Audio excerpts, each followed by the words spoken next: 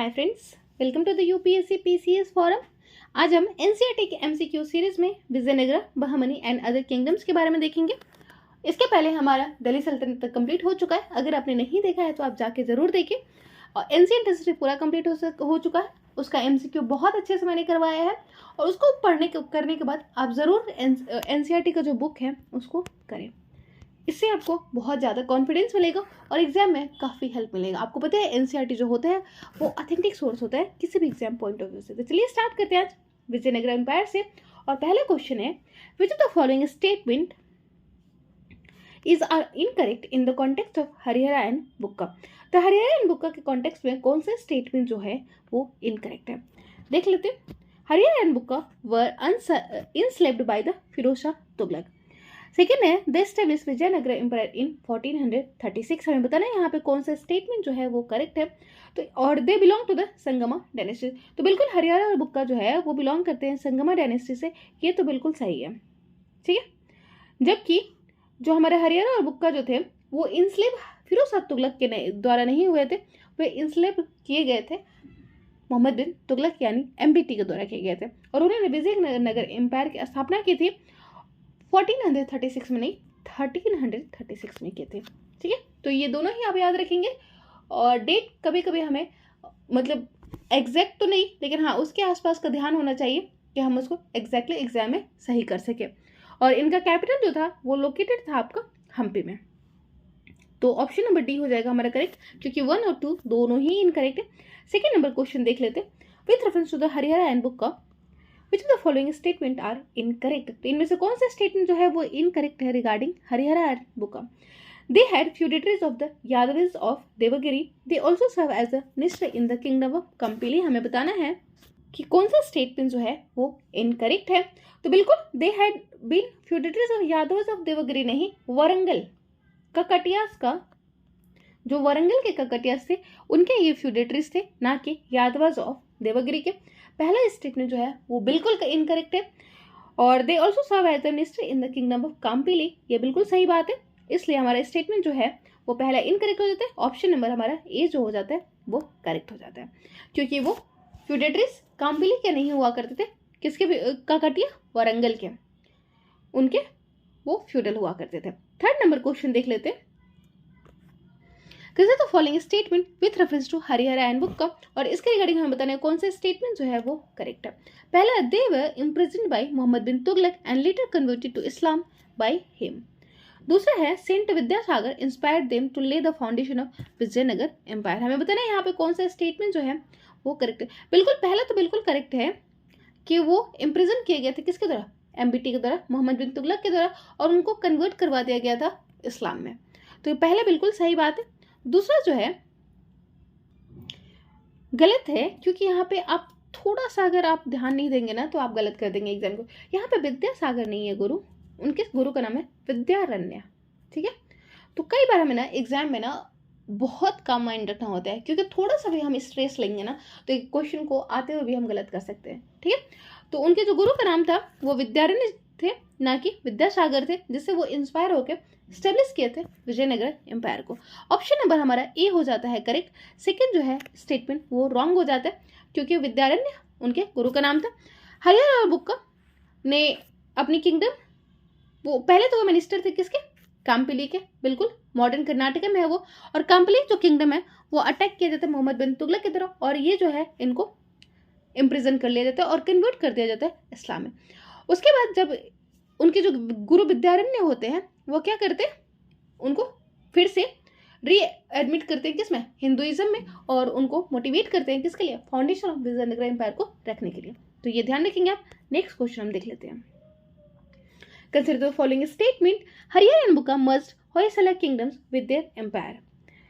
Bukka succeeded Harihara in the year 1356 AD. Under Harihara and Bukka, Vijayanagar empire was the kind of cooperative society. हमें बताना है यहाँ पे कौन सा स्टेटमेंट जो है वो करेक्ट है। करेक्ट स्टेटमेंट बताना है।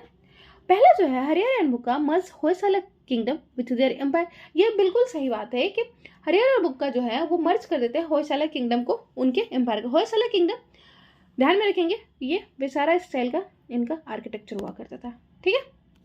हाल ही में इनकी कैपिटल हुआ करती थी। Bukka succeeded Harihara in the year 1356, ये भी सही बात है। और उनका जो एम्पायर था वो एक टाइप का कोऑपरेटिव सोसाइटी थी, ये भी सही है। ऑप्शन नंबर डी हो जाता है हमारा करेक्ट। और जो मर्जर करते हैं ये होयसाला किंगडम का, वो जब सुल्तान ये मदुरई का जो सुल्तान होता है उसको डिफीट करके होयसाला रूलर्स को मर्ज कर लेते। और 1346 में होल टेरिटरी जो है होयसाला किंगडम का वो किसके कंट्रोल में आ जाता है? विजयनगर के कंट्रोल में। हरियाणा जो है वो पहला रूलर होता है विजयनगर एम्पायर का। उसके बाद वो सक्सीड होता है किसके द्वारा? बुक्का के द्वारा 1356 में। हमने देखा था 1336 में विजयनगर किंगडम की स्टेब्लिशमेंट होती है, जो कि जो बुक्का है वो 1377 एडी तक रूल करते हैं। और उसके पीरियड में क्या होता है कि जो बाउंड्री जो होता है एम्पायर का वो एक्सटेंड होता है।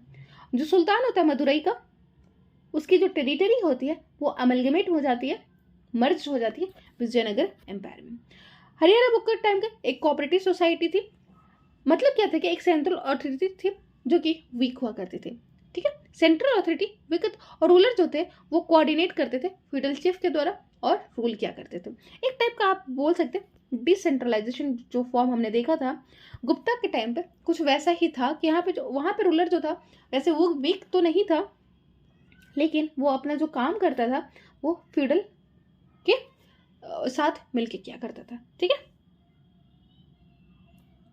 बाद में ये इसके भी जो रूलर होते हैं वो क्या हो जाते हैं? स्ट्रांग हो जाते हैं। 5th नंबर क्वेश्चन देख लेते हैं। The bone of contention between Bahmani सल्तनत एंड विजयनगर किंगडम वाज। तो बोन ऑफ कंटेंशन जो है बहमनी किंगडम और विजयनगर एम्पायर जो था उनके बीच में क्या था? तो वो था कृष्णा तुंगभद्रा, द्वाब वाला जो रीजन था वही था। और कई बार हमने देखा है कि मेनली जो एम्पायर होते थे, जो रूलर्स होते थे, जो किंगडम होते थे, वो क्या करते थे? वो वैसे लैंड्स को कंट्रोल करने की कोशिश करते थे जहाँ से जो फर्टाइल, क्योंकि फर्टाइल होगा तो वहाँ से अनाज, वहाँ का प्रोडक्शन ज़्यादा होगा, प्रोडक्टिविटी ज़्यादा होगी, प्रोडक्शन ज़्यादा होगा तो क्या होगा? रेवेन्यू आपको ज़्यादा मिलेगा, ठीक है। और रेवेन्यू मेनली मेन सोर्स हुआ करता था स्टेट के लिए, स्टेट ट्रेजरी के लिए, ठीक है। तो विजयनगर और बहमनी किंगडम जो थे उनके बीच में बोन ऑफ कंटेंशन वाला जो रीजन था वो कृष्णा तुंगभद्रा वाला रीजन था। हमने देखा था कि पाला प्रतिहारा और राष्ट्रकूटा ट्रिपार्टाइट स्ट्रगल को भी देखा था हमने। और वो कौन से रीजन को लेकर उनके बीच में स्ट्रगल था? तो वो था कन्नौज वाला रीजन। स्पेलिंग के लिए मतलब राइटिंग के लिए मुझे माफ करेंगे। मेडिवल पीरियड में लैंड जो था वो इंपॉर्टेंट सोर्स हुआ करता था रेवेन्यू का, क्योंकि ये हेल्प करता था स्टेट की ट्रेजरी में, ठीक है। 6 नंबर क्वेश्चन देख लेते।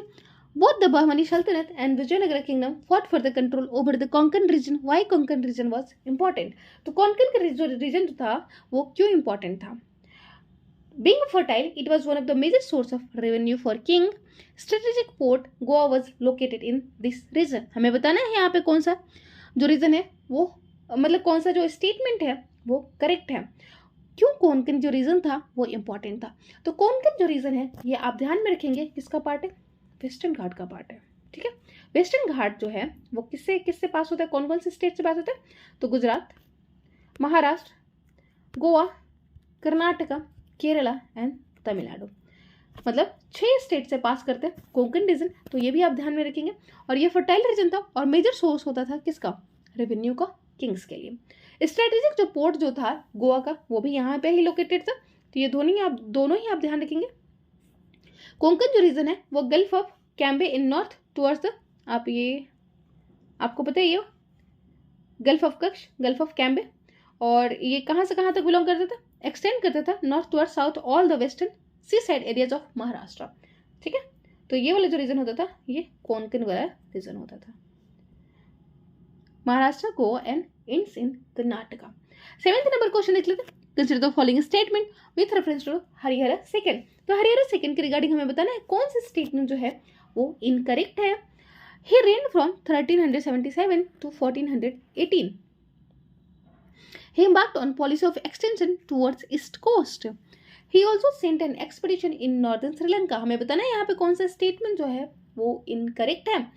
तो उसका जो रेन का पीरियड था वो मेनली कहाँ पे था? 1377 से 1404 तक था। 1880 तक नहीं था, ये हमारा रॉन्ग हो जाता। He embarked on the policy extension towards eastern coast, ये बिल्कुल सही बात है, उसने पॉलिसी स्टार्ट की थी extension towards the eastern coast. तीसरा है he also sent an expedition to northern Sri Lanka, ये बिल्कुल सही बात है। हमने देखा था चोला डायनेस्टी में भी जो राजा होता था और राजेंद्र फर्स्ट जो था वो एक्सपेडिशन किया था कहाँ पे, नॉर्दर्न श्रीलंका वाले रीजन में। राजा जो था वो कहाँ पे किया था, आपका साउथ ईस्ट वाले रीजन में और साउथ एशिया वाले रीजन में, ठीक है। तो वो पहला रूलर था विजयनगर एम्पायर का जिसने एज्यूम किया था किस, राजा परमेश्वर और महाराज धीराज की उपाधि। महाराज धीराज की उपाधि हमने कहाँ पर देखा था, गुप्ता डायनेस्टी के टाइम पे भी देखा था, जहाँ पे चंद्रगुप्त जो फर्स्ट था वो भी महाराज धीराज के उपाधि धारण करता है। तो ये सारी चीज जो है आप ध्यान में रखेंगे, ठीक है। और गुप्ता डायनेस्टी का जो फाउंडर था उसका नाम था श्रीगुप्त। ये सब चीजें आप ध्यान रखें। वो सक्सेसर होता है किसका, बुक का फर्स्ट का सक्सेसर होता है और रूल करता है 1377 से 1404 तक और अपना एक्सपेडिशन सेंड करता है नॉर्दर्न श्रीलंका तक। 8 नंबर क्वेश्चन देख लेते हैं। Who among the following ruler marriage his daughter to Bahmani sultan Firoz Shah, तो वो कौन सा रूलर है जो अपनी डॉटर की शादी बहमनी सुल्तान फिरोज शाह से करते हैं। देवराया सेकंड, देवराया फर्स्ट, वीरबक्षराय फर्स्ट, हरिहरा फर्स्ट। तो देवराया फर्स्ट जो होते हैं वो अपनी बेटी की शादी किससे करते हैं, बहमनी के जो सुल्तान होते हैं फिरोज शाह उनसे करते हैं। After being defeated by latter in the fierce battle, और ये कब करते हैं, जब वो फिरोज शाह जो बहमनी किंगडम है उनसे बैटल में हार जाते हैं तब करते हैं। और पेड भी करते हैं 10 lakh of huns pearl and element as an indemnity of war, ठीक है। किसको सेंड करते हैं, किसको देते हैं, बहमनी रूलर को, क्योंकि वो बहमनी रूलर जो होते हैं फिरोज शाह उनसे हार जाते हैं और फिर अपनी बेटी की शादी भी करते हैं। कौन करते हैं, देवराया फर्स्ट। और वो उनका जो रूलिंग पीरियड होता है 1404 से 1422 तक होता है। 9th नंबर क्वेश्चन देख लेते हैं। ड्यूरिंग द रीन ऑफ देवराया first which of the following works were done, तो कौन सा वर्क्स डन होता है देवराया फर्स्ट के टाइम पे, ही constructed dam on Tungabhadra river, a large number of canals were constructed by him and he inducted Muslim archer in the army। हमें बताना है यहाँ पे कौन सा स्टेटमेंट जो है वो करेक्ट है, तो करेक्ट स्टेटमेंट बताना है। तो हाँ वो कंस्ट्रक्ट करते हैं डैम को किस पे, तुंगभद्रा रिवर्स के ऊपर, ये बिल्कुल सही बात है। Large number of canals were constructed by him, ये भी सही बात है। He inducted Muslim archer in the army, नहीं देवराया फर्स्ट जो है वो मुस्लिम आर्चर को आर्मी में नहीं रखते, वो ये काम होता है देवराया सेकंड के द्वारा। देख लेते हैं एक बार एक्सप्लेनेशन में कि वो कंस्ट्रक्शन करते हैं डैम को कहाँ पे, तुंगभद्रा रिवर को। मिली डैम का क्रिएशन क्या होता है, to promote irrigation facilities, irrigation facilities को इंक्रीज करने के लिए, और कैनाल्स को कंस्ट्रक्ट करते हैं, कैनाल्स को भी वो कंस्ट्रक्ट करते हैं। He also build dam on river हरिद्रा, तुंगभद्रा रिवर के साथ साथ वो हरिद्रा रिवर के ऊपर भी डैम को क्रिएट करते हैं। हजारा राम टेम्पल जो है वो उनके टाइम पे ही बिल्ट होता है, तो हजारा राम टेम्पल जो होता है विजयनगर एम्पायर के देवराया फर्स्ट के टाइम पे बिल्ट होता है, ये भी आप ध्यान रखेंगे। 10th नंबर क्वेश्चन देख लेते हैं। Consider the following statement. Vijayanagara ruler Devaraya II received tribute from the king of Sri Lanka. Devaraya II is popularly known as Gaza Betkara। हमें बताना है यहाँ पे कौन सा स्टेटमेंट जो है वो करेक्ट है। तो पहले जो है Vijayanagara ruler Devaraya II receive tribute from king of Sri Lanka, ये बिल्कुल सही बात है। Devaraya II is popularly known as Gaja Betakara, ये भी बिल्कुल सही है, ध्यान रखेंगे आप। तो अभी हमने पिछले क्लास में मतलब पिछले क्वेश्चन में देखा था कि हरिहरा सेकंड जो होते हैं उनको महाराज धीराज की उपाधि वो धारण करते हैं, ठीक है, और वो एक्सपेडिशन सेंड करते हैं नॉर्दर्न श्रीलंका वाले रीजन में, जबकि देवराया सेकंड को गजा बेटकरा कहते हैं। तो ये दोनों में कंफ्यूज नहीं होना, हरिहरा को महाराज धीराज कहा जाता है, देवराया सेकंड को गजा बेटकरा कहा जाता है, ठीक है। देख लेते हैं एक बार एक्सप्लेनेशन भी कि जो विजयनगर रूलर होते हैं देवराया सेकंड वो ट्रिब्यूट कैसे रिसीव करते हैं, किससे, सुल्तान जो होते हैं श्रीलंका के, जो किंग होते हैं श्रीलंका के, उनसे। नूनीज एक पुर्तगीज राइटर है जो 16th सेंचुरी में कहते हैं, 16th सेंचुरी के बारे में लिखता है कि kings of the Quilon Sri Lanka, Pulicat, Pegu, Tenasserim मतलब बर्मा और मलया वाले रीजन पेड करते थे ट्रिब्यूट किसको, देवराया सेकंड को। देवराया जो सेकंड होता है वो ग्रेट एलिफेंट हंटर होता है और इसीलिए उसको कहा जाता है गजा बेटकरा। गजा आपको पता है हम यूज करते हैं संस्कृत में एलिफेंट्स के लिए। ओके, 11th नंबर क्वेश्चन देख लेते हैं। Who was Niccolo de Conti? तो निकोलो डी कॉन्टी कौन था? तो वो एक इटालियन ट्रैवलर होता है जो विजिट करता है विजयनगर एम्पायर में। तो हमारा ऑप्शन जो हो जाएगा वो बी हो जाएगा करेक्ट। निकोलो डी कॉन्टी जो होता है इटालियन ट्रैवलर होता है, विजिट करता है विजयनगर एम्पायर में देवराया सेकंड के टाइम पे। और वो अपने ट्रैवलर में लिखता है कि जो विजयनगर एम्पायर है वो कवर करता है लॉफ्टी और मासिव स्टोन वॉल्स को अक्रॉस द वैली और mountain over the hill slopes. तो हिल स्लाइड्स और वैली पर वो क्या करता है, विजयनगर जो अंपायर है वो मासिव स्टोन से कवर्ड होता है। There are rich gardens, woods, luxurious crop जैसे कि राइस और शुगर कॉर्न होते हैं। और वो क्या करता है, पेड करता है, मतलब विजिट करता है। He also paid visit to the contemporary kings of Vijayanagara. 12th number question देख लेते। The remains of Vijayanagar empire are found in. तो विजयनगर एम्पायर का रिमेन्स हमें कहाँ पे, कौन सी जगह पे देखने को मिलता है? तो हमें देखने को मिलता है हम्पी। हम्पी में हमें विजयनगर का रिमेन्स देखने को, विजयनगर जो एम्पायर होता है उसका देखने को मिलता है कहाँ पे, हम्पी में। और ये क्या होता है, हम्पी एक्चुअली होता है आपका विजयनगर एम्पायर का कैपिटल हुआ करता है, जो कि सिचुएटेड है नॉर्दर्न कर्नाटका रीजन में। ठीक है, और ये यहाँ पर फेमस टेम्पल विरूपाक्षा टेम्पल भी है। ठीक है, हजाराराम टेम्पल भी हमने देखा था, वो विजयनगर अंपायर से ही रिलेटेड है, जो कि बिल्ड किया गया था देवराया फर्स्ट के द्वारा। देवराया फर्स्ट ने बिल्ड किया था हजाराराम टेम्पल। और विरूपाक्षा टेम्पल भी विजयनगर एम्पायर के द्वारा ही बनाया गया था, जो कि लोकेटेड है हम्पी में।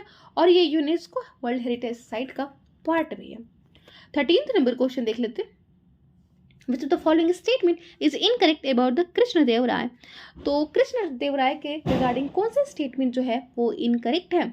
He was a great scholar of Telugu and Sanskrit. Foreign travelers, pious and nonis visited his court. Barbosa praised him for the great justice and equity prevailing in his empire. He belonged to Salva dynasty. हमें बताना है यहाँ पे कौन सा statement जो है वो करेक्ट है। तो वो ग्रेट स्कॉलर होता है, तेलुगु और संस्कृत है, ये बिल्कुल सही बात है। कृष्णदेवराय जो होते वो ग्रेट स्कॉलर होते तेलुगु और संस्कृत के। फॉरेन ट्रैवलर्स, पाइस और नूनीस जो होते वो उनके कोर्ट में विजिट करते, ये भी बिल्कुल सही बात है।